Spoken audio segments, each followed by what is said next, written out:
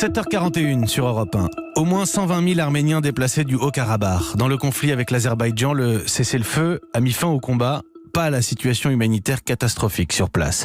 Juste après 8h, un cargo humanitaire décolle de Paris pour l'Arménie. Il a sollicité le président Macron et il sera à bord tout à l'heure. Mon invité, l'ancien footballeur champion du monde en 98, Youri Djorkaeff. Le tête-à-tête. Mathieu Béliard. Bonjour Youri Djorkaeff. Bonjour.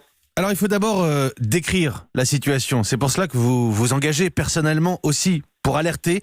Le conflit au Karabakh, ce sont 120 000 Arméniens déplacés. Certains vivent dans des conditions insoutenables. Oui, c'est la réalité du terrain. De ce cessez-le-feu, la bonne chose, c'est justement que les combats ont cessé. Et ce qui a permis à l'aide humanitaire de commencer. Et sous l'impulsion de la France a tout de suite répondu. Il y avait un sentiment un petit peu où l'Arménie s'était retrouvée seule. Et je pense que c'était important que la France intervienne dans un premier temps sur l'aide humanitaire et sûrement après sur la diplomatie, mais il fallait être présent et je pense que le président Emmanuel Macron a bien répondu. Vous participez à ce convoi humanitaire affrété par la France, un cargo chargé d'équipements humanitaires. Samedi dernier, reçu à l'Elysée, vous avez dû le convaincre, le président de la République? On a échangé, et oui, on a échangé. Je pense que il était déjà convaincu de la situation dramatique. C'est une plaie assez profonde. On va dire, c'est le premier pansement. Et il y a surtout, je crois qu'il y a surtout une main tendue qu'un petit pays, un petit peuple. C'est un peuple aussi qui défend une démocratie. Je pense que c'est ça qui est important, la liberté aussi. Il y a une histoire commune, je pense, de la civilisation qui est importante et qui doit être défendue. Vous décollez tout à l'heure, Youri Djorkaeff, après 8 heures. C'était important d'y aller personnellement? Oui, c'était important parce que c'est aussi qui plus est sur ces terres qui sont ancestrales et qui ont vu grandir mes grands-parents. C'était aussi important que je sois là en tant que représentant français. Oui, Youri Djorkaeff, champion du monde français en 98. L'Arménie, c'est votre pays d'origine. Vous pensez, vous l'avez dit, à vos grands-parents, vos parents. Cet engagement ce matin, ce que vous faites, vous en êtes fier? Vous savez, mes grands-parents sont venus s'installer en France parce qu'ils ont fui le génocide. Ils ont eu la chance d'être accueillis par la France. Ils ont choisi la France parce que c'était un pays de liberté et c'était aussi une grande démocratie. Et je pense que aujourd'hui, c'est aussi symbolique que je retourne avec l'avion de la République sur le sol arménien. Et ces valeurs dont vous parlez, c'est ce qu'elle incarne, la France, là-bas, peut-être? Je pense que c'est ce qu'elle incarne un peu de partout dans le monde. Et je pense que c'est surtout ce qu'elle doit continuer à incarner. Et même si c'est un petit pays, même si c'est un petit conflit, et il est important, et je pense que c'est pas la taille des conflits qui est important, c'est les valeurs que la France défend. C'est aussi un signe comme quoi on est aussi une grande nation. On se parle ce matin, pour être très concret, d'une question, d'une cause humanitaire. Et sur ce point, Youri Djorkaeff, le Covid ne facilite vraiment pas les choses. Quelle est la situation d'un point de vue sanitaire sur place? C'est très compliqué parce qu'il y a le Covid, mais il y a 120 000 gens logés dans des conditions très précaires. Et ça ne facilite pas les soins, les premières approches et puis surtout les déplacements. Il y a beaucoup de gens de la diaspora française et du monde entier qui voudraient aussi venir aider en Arménie.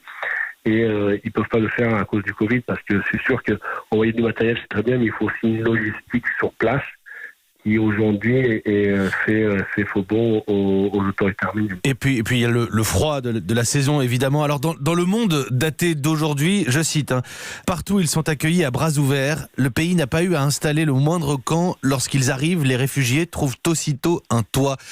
On fait état d'une grande solidarité sur place.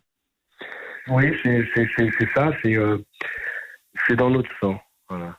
La porte est toujours ouverte, l'hospitalité est importante et en Arménie, le drame qui se passe rappelle les orphelins d'un génocide, mais rappelle aussi comme quoi la solidarité est une vertu, valeur qui est très forte à tous les peuples. Alors, puisqu'on parle d'engagement, Youri Djorkaeff, un mot d'actualité. Nous parlons ce matin de ce producteur de musique, un homme noir tabassé par des policiers. Vos héritiers prennent position sur les réseaux sociaux, les footballeurs Benjamin Mendy, Alexandre Lacazette, Kylian Mbappé ou Antoine Griezmann qui tweet « J'ai mal à ma France ». Il y a 22 ans, vous étiez sur le toit du monde avec ce slogan qui vous a suivi, Black Blamber. Avec votre expérience, Youri Djorkaeff, quel regard est-ce que vous portez sur la France aujourd'hui, sur ces tensions en France ? Il faut donner une direction à n'importe qui. Et je pense que ce soit dans n'importe quel quartier, n'importe quelle ville ou n'importe quel arrondissement ou campagne, on a besoin d'avoir un capitaine, d'avoir une direction, une vision. Je pense que c'est ce qui manque aujourd'hui à la France, c'est ce que la France a besoin. Et sur ces crispations, vous dites quoi, qu'on manque d'une vision commune en France, une vision commune de la France ? C'est d'une feuille de route. On est tous embarqués sur un pays qui est extraordinaire, mais il faut une direction claire. Et je pense que c'est ce qui avait été la force de l'équipe de France, c'est qu'on rassemblait. On rassemblait tout le monde, aussi bien les hommes que les femmes, les garçons que les filles, et toutes les religions aussi, toutes les couleurs. Un dernier mot, Youri Djorkaeff, ce matin, le monde du football est en deuil. Diego Maradona s'en est allé à l'âge de 60 ans. Alors vous êtes trop jeune pour l'avoir croisé sur les terrains, vous. Je l'ai dévoré des yeux devant la télé, je crois, comme chaque gamin, chaque joueur. Maradona ne sera jamais mort. Il sera toujours vivant dans nos mémoires et dans les gestes qu'il a accomplis, et surtout cette folie qui est aussi le sport.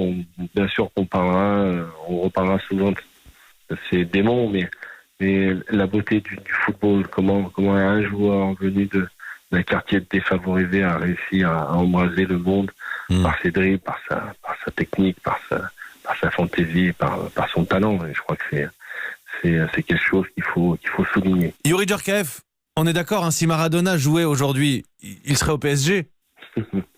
Ouais, on aurait gagné la Champions League. Évidemment. Merci Youri Djorkaeff, merci d'avoir répondu à Europe 1 ce matin. Vous décollez dans quelques minutes pour l'Arménie, cette cause humanitaire dont on s'est parlé. Pour ceux d'ailleurs qui voudraient venir en aide, apporter un soutien, il faut se tourner vers le fonds arménien, fondsarménien.org. Merci Youri Djorkaeff, bon voyage et bon courage. Merci beaucoup, merci de votre soutien. À bientôt.